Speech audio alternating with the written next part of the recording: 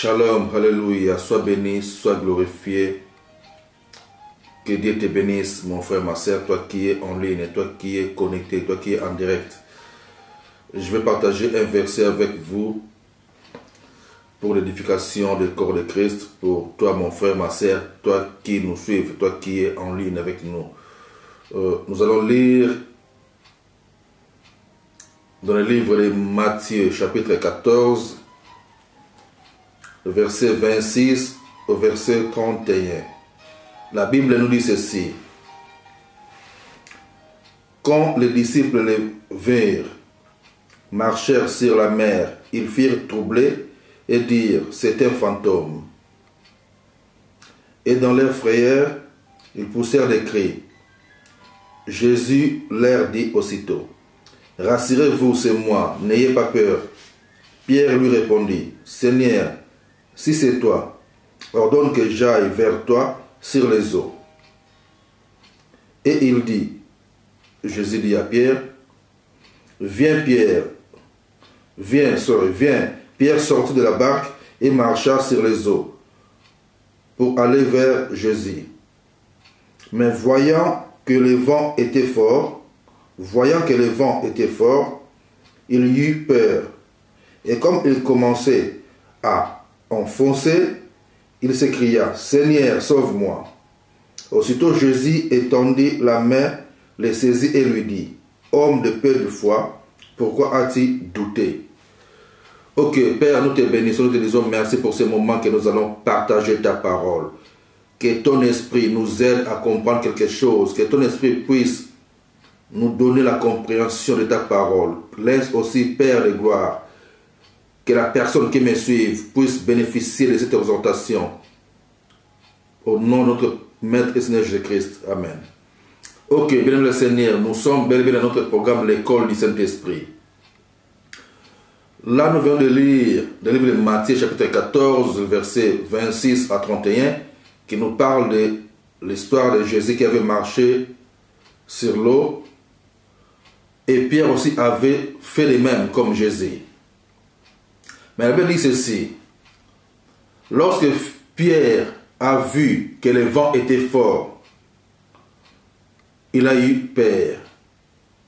Il a commencé à foncer. Donc Pierre avait eu peur. Pierre avait d'abord commencé à marcher aussi comme Jésus-Christ sur l'eau.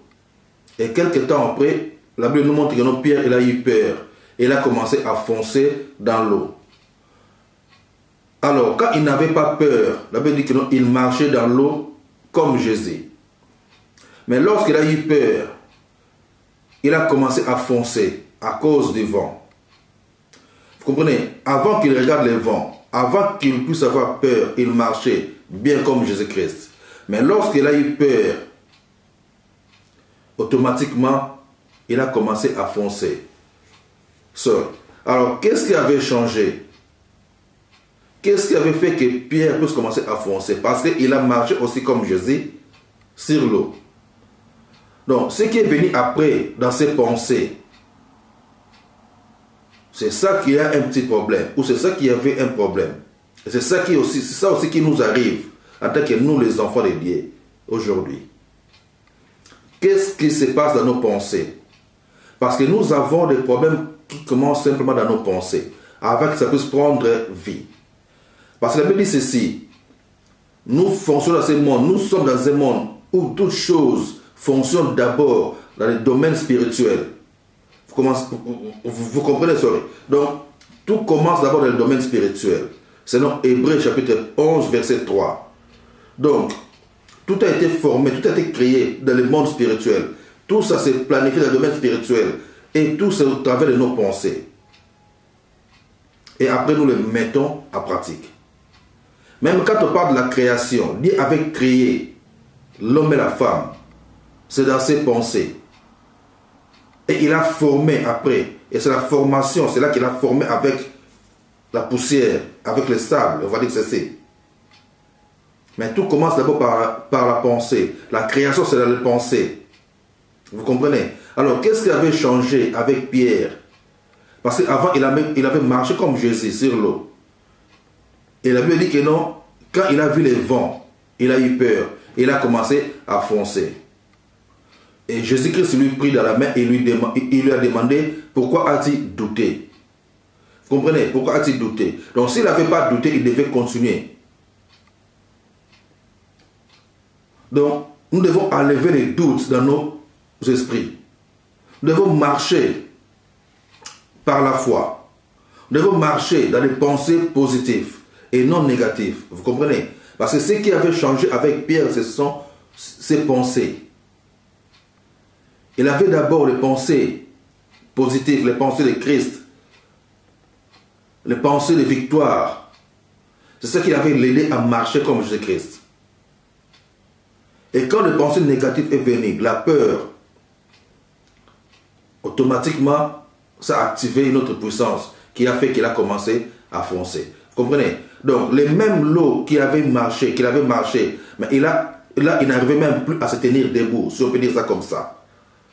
Ce n'est pas qu'il était dans les mauvais côtés, ou ce n'est pas que là où ce n'est pas qu'il avait arrivé à un niveau où il y avait beaucoup d'eau. Non.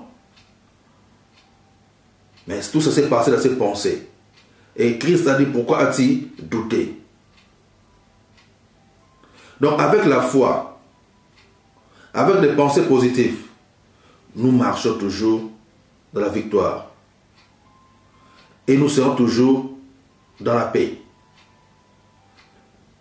Et nous allons toujours démontrer que nous sommes des enfants de Dieu, nous sommes des chrétiens. On ne démontre pas qu'on est chrétien ou on est un enfant de Dieu par les biens matériels, par les choses de ce monde. Non. Par ta façon de fonctionner, par tes pensées, par ton amour envers les autres, par la vie que tu mènes. Ce n'est pas la richesse de ce monde. Car la Bible dit, Dieu nous a bénis de toutes sortes de bénédictions dans les lieux célestes en Christ. Nous sommes bénis de lieux spirituels.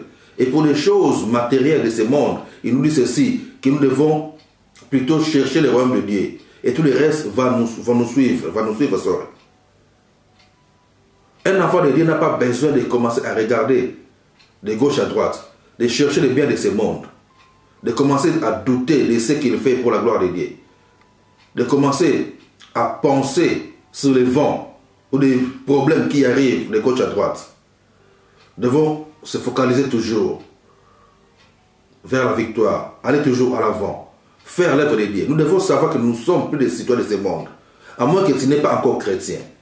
Mais je m'adresse à toi, mon frère, ma soeur, toi qui te dis être déjà chrétien, toi qui as accepté Christ Jésus comme Seigneur et Sauveur de ta vie.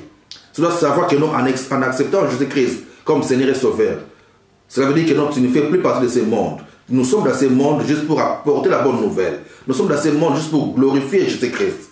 Nous sommes des ambassadeurs pour Christ dans ce monde. Selon 2 Corinthiens chapitre 5 verset 20. Nous sommes là pour représenter Jésus-Christ. Et nous sommes là, c'est comme si c'est Dieu lui-même qui parle au travers de nos bouches.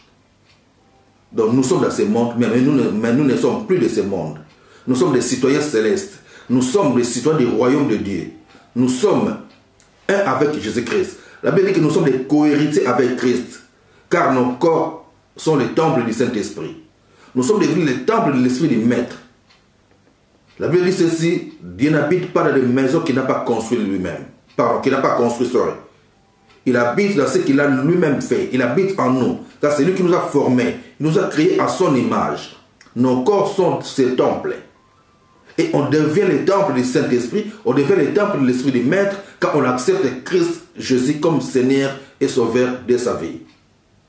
Toi qui me suis, mon frère, ma soeur, toi qui n'as pas encore Christ dans ta vie, toi qui doutes encore de la vie chrétienne, peut-être à cause des choses que tu vois, je te conseille d'accepter Jésus-Christ comme Seigneur et Sauveur de ta vie.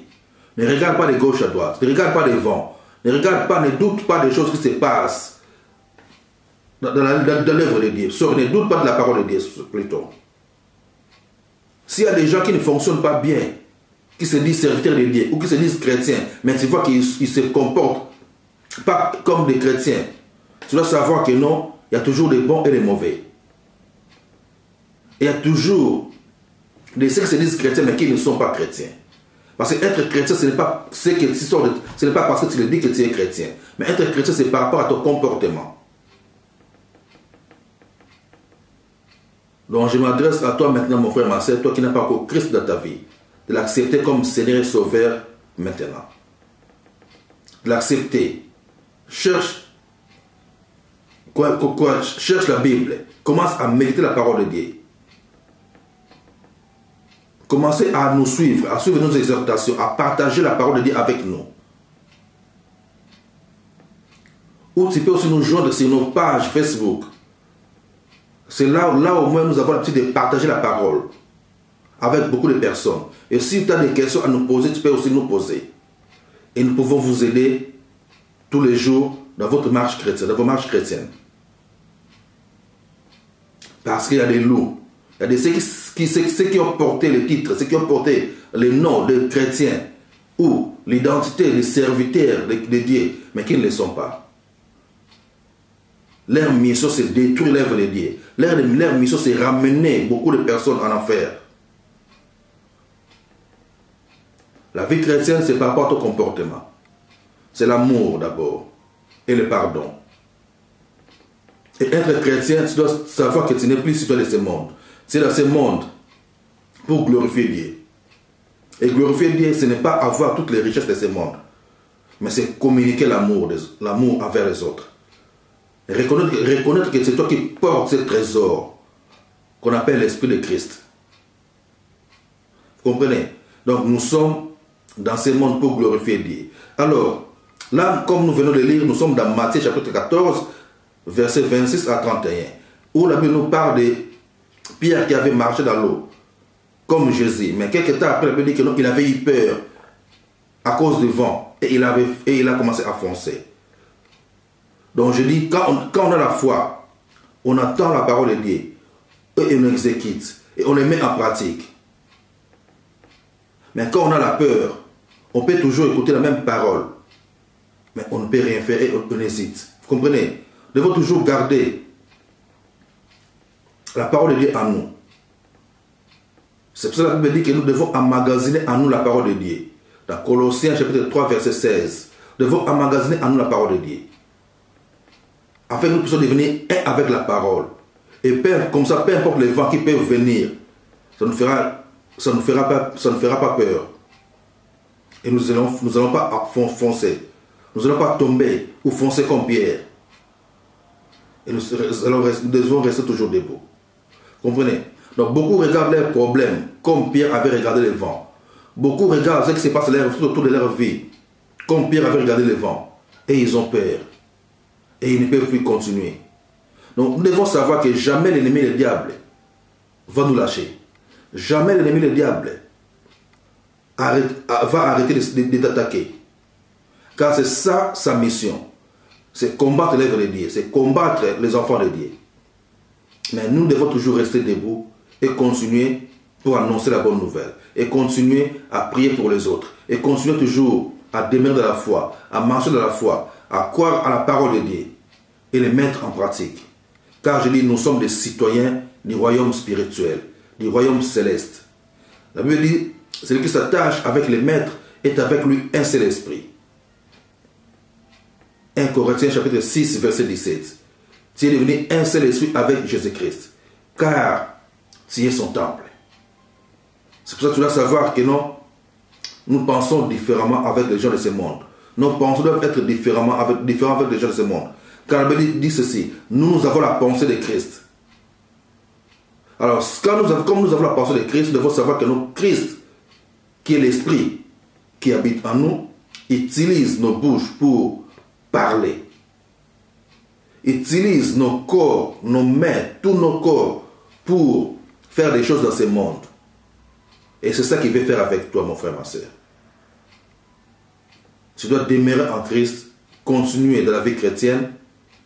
Toi qui avais commencé à être fatigué avec les choses de ce monde, avec ce qui se passe dans les assemblées, je te dis, mon frère, ma soeur, l'église, ce n'est pas les bâtiments. Les bâtiments que nous avons l'habitude d'aller se rassembler, c'est juste pour nous aider à écouter les messages. C'est pour nous aider à voir la vie de prière en commun avec les autres frères. Mais l'église, c'est nous, car nous sommes ce qu'on appelle les corps de Christ. C'est nous qui formons l'église. C'est toi et moi, mon frère, ma soeur. C'est nous l'église. L'église que Jésus-Christ est en train de bâtir lui-même, ce n'est pas les bâtiments. c'est nous. Car il n'habite pas dans les maisons que l'homme a construites, mais il habite dans ce qu'il a lui-même fabriqué, ce qu'il a lui-même fait. Car il dit, nous sommes son ouvrage. Et nous sommes dans ce monde pour mettre en pratique, pour faire des choses qu'il a déjà préparées à l'avance pour nous. Ok, nous allons voir encore quelques versets qui vont encore nous aider, toujours dans notre exhortation. Donc là, nous allons lire dans le livre de 1 Corinthiens. 1 Corinthiens chapitre 6, nous allons lire encore des versets. Donc on commence par 1 Corinthiens chapitre 6, le verset 15. La Bible nous dit ceci. Ne savez-vous pas que vous êtes seuls? Ne savez-vous pas que vos corps sont des membres de Christ? 1 Corinthiens chapitre 6 verset 15. La Bible nous dit ceci. Ne savez-vous pas que vos corps sont les membres de Christ? Et nous prenons encore 2 Corinthiens chapitre 6 aussi. Là nous allons lire 1 Corinthiens chapitre 6 verset 15. Et maintenant nous prenons 2 Corinthiens chapitre 6 verset 16. Qui nous dit même la même chose. Quel rapport y a-t-il entre le temple de Dieu et les idoles? Car nous sommes le temple de Dieu vivant. Comme Dieu l'a dit, j'habiterai et je marcherai au milieu d'eux, je serai leur Dieu et ils seront mon peuple. Ne savez-vous pas que vos corps sont les membres de Christ? Nous devons savoir que nos corps sont les membres de l'Esprit de Christ. Nos corps sont les membres ou sur le temple du Saint-Esprit. Et nous sommes les membres du corps de Christ. C'est nous qui formons l'Église. Vous comprenez? Donc, comme je dis, christianisme, ce n'est pas une religion. Christianisme, c'est une relation. Relation entre toi et Dieu. Le christianisme, c'est une relation entre l'homme et Dieu. Le christianisme, c'est l'Esprit de Dieu qui vient habiter en l'homme. Donc, c'est une personne qui accepte de devenir chrétien et l'Esprit de Dieu vient habiter en lui. C'est là que la personne devient ce qu'on appelle chrétien. Pourquoi chrétien? Parce que tu es comme Christ. Ce n'est pas une religion, le christianisme. Le christianisme, c'est l'Église. C'est ceux qui ressemblent à Christ. C'est ceux qui ont accepté jusqu'à leur vie. C'est des personnes qui sont devenues comme les maîtres. Vous comprenez? Donc, plus tu passes de temps avec lui, plus tu commences à devenir aussi comme lui. C'est pour ça que la Bible nous dit, tel il est, tel nous sommes. Donc, nous devons toujours chercher à devenir comme notre maître. Nous ne pouvons pas continuer à vivre comme ça, car notre maître Jésus-Christ veut que nous puissions tous devenir comme lui. Car lui, il est notre maître et nous sommes ses disciples. Alors un disciple doit chercher à devenir comme son maître. Car un disciple, c'est quelqu'un qui suit les enseignements d'un maître. Alors quand on suit les enseignements d'un maître, c'est pour devenir un jour égal à son maître, comme son maître. Que tu puisses devenir toi aussi un maître. Vous comprenez? C'est pour cela un jour Jésus-Christ avait dit à ses disciples, jusqu'à quand serai-je encore avec vous? Jusqu'à quand serai-je encore avec vous? Parce que Jésus-Christ veut te voir grandir dans une autre dimension spirituelle, que tu puisses devenir comme lui. Car tu es son temple. Il a mis en toi son esprit. Il a fait que ton corps puisse devenir son temple. Il habite en toi par son Esprit Saint. Vous comprenez? Donc, nous sommes transformés de gloire en gloire, car tel il est, tel nous sommes. Donc, si dans ta vie il y a des choses soit qui ne fonctionnent pas bien, c'est au travers de l'Esprit de Christ qui habite en toi, tu vas faire que toutes ces choses puissent commencer à bien fonctionner. Donc, il faut toujours proclamer la parole de Dieu dans ta bouche. Il faut toujours vivre dans la pensée positive. Vous comprenez? Il faut toujours chercher à activer la puissance du Saint-Esprit. Car quand tu commences à activer la puissance du Saint-Esprit, ça permettra que toutes choses puissent fonctionner de gloire en gloire, de victoire en victoire, de succès en succès. Et que l'œuvre de Dieu sera toujours glorifiée dans ta vie. Vous comprenez? Donc, beaucoup de gens activent toujours la peur. Comme il y a eu le cas de Pierre. Ce qu'on vient de lire dans Matthieu chapitre 14, verset 26. Donc beaucoup de gens activent la peur.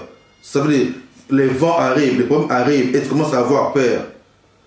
Par contre, quand les problèmes arrivent dans ta vie, il faut se lever maintenant dans la vie de prière.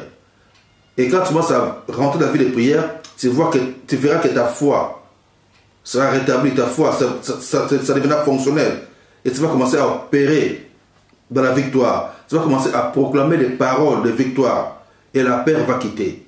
Parce qu'une fois que non, tu commences à avoir peur dans la vie et que tu n'as plus la foi, la peur commence à prendre place. Donc tu ne pourras rien faire. Donc peu importe le vent, peu importe les choses qui peuvent arriver, demeurer toujours dans la vie de prière et continuer toujours à marcher en tant qu'un citoyen céleste. Vous comprenez? C'est pour ça que je dis que nous devons activer toujours la puissance du Saint-Esprit. Et pour l'activer, c'est par la parole de Dieu, par la méditation, par la vie de prière, par le jeûne. Et surtout par la confession de la parole. Nous devons toujours commencer à confesser la parole de Dieu. Nous venons de lire 2 Corinthiens chapitre 6, chapitre 6, verset 16. Nous avons lu: nous sommes le temple du Dieu vivant. Nous sommes le temple du Dieu vivant. Comme Dieu l'a dit, j'habiterai et je marcherai au milieu d'eux. Je serai leur Dieu et ils seront mon peuple. Nous sommes le peuple de Dieu. Nous sommes le temple de Dieu. Et je relis encore ce qu'on vient de lire dans 1 Corinthiens chapitre 6, verset 15, où le Bible dit: ne savez-vous pas que vos corps sont les membres de Christ? Christ, c'est quoi? Christ, c'est l'Esprit. C'est l'Esprit qui a habité en Jésus. Jésus-Christ. Le Christ, c'est l'Esprit. C'est son Esprit. C'est ce qu'on appelle le Saint-Esprit. C'est pour ça qu'on appelle le corps de Christ et non le corps de Jésus. Parce que Jésus est la tête du corps. Nous, nous sommes les membres de son corps. Et nous et Jésus-Christ, nous sommes un. Nous sommes les membres de son corps. C'est pour ça qu'on appelle ça, on nous appelle les membres du corps de Christ. C'est nous qui formons ce qu'on appelle l'Église. C'est nous qui formons ce qu'on appelle le Christ. C'est nous qui sommes, comment dirais-je, nous sommes le temple de cet esprit-là, l'esprit du maître, qu'on appelle Christ. Christ, c'est l'esprit. L'esprit qui avait ressuscité Jésus-Christ d'entre les morts. Et cet esprit-là continue à fonctionner au travers de nous aujourd'hui. Cet esprit-là a choisi d'habiter en toi. De même manière que cet esprit-là avait fait que Jésus-Christ puisse être vainqueur à la croix, pour que Jésus-Christ puisse triompher à la croix. C'est le même esprit-là qui a choisi d'habiter en toi. C'est l'esprit du maître. Tu es son temple. La parole de Dieu, c'est le temple de l'esprit de Christ. C'est pour ça que tu dois toujours activer la puissance de cet esprit-là qui habite en toi. Car c'est comme si tu mets du sucre dans un verre d'eau.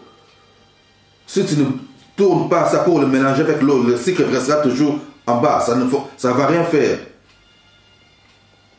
Vous comprenez? Alors pour que ce sucre-là puisse prendre son semblant avec de l'eau, il faut le mélanger. C'est pareil comme nous, avec l'esprit qui habite en nous. Nous devons l'activer. Nous devons faire de sorte que cet esprit-là puisse commencer à se manifester au travers des paroles qui sortent de nos bouches. Que Dieu nous bénisse, que Dieu continue à fonctionner par toi, car c'est le temple de son esprit. Qu'il continue à marcher avec toi. Demeure toujours la vie de prière et continue toujours à nous suivre dans notre programme Les Corps du Saint-Esprit. Car nous sommes un, nous sommes les membres de son corps. Nous sommes le temple de son esprit. Que Dieu